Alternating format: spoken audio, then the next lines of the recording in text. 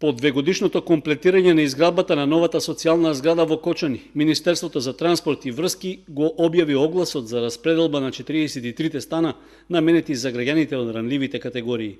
Објектот е лоциран во местноста Драчевик и располага со 1620 метри квадратни корисна површина и станови од 35 и 45 метри квадратни.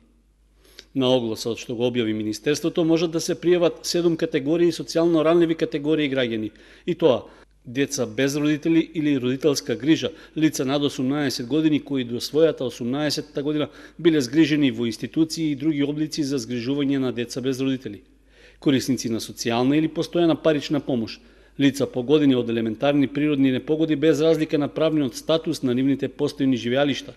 потоа инвалидни лица и лица на кои им е потребна помош и грижа од друго лице, и семејства со инвалидизирани лица, лица припадници на ромската заедница социјално загрозени согласно стратегијата за ромите на Република Македонија, самохрани родители со малолетни деца и слепи лица корисници на социјална и постојана парична помош.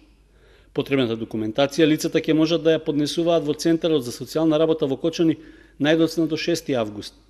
За оние кои не се во можност сами да ја комплетираат документацијата, овозможена им е соодветна помош за обезбедување на потребните документи согласно објавениот оглас.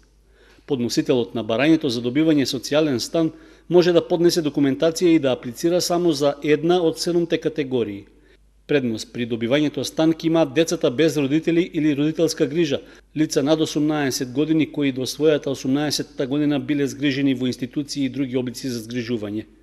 Покрај становите во Кочани, со огласот треба да се распределат и 10 стана во Македонски Брод.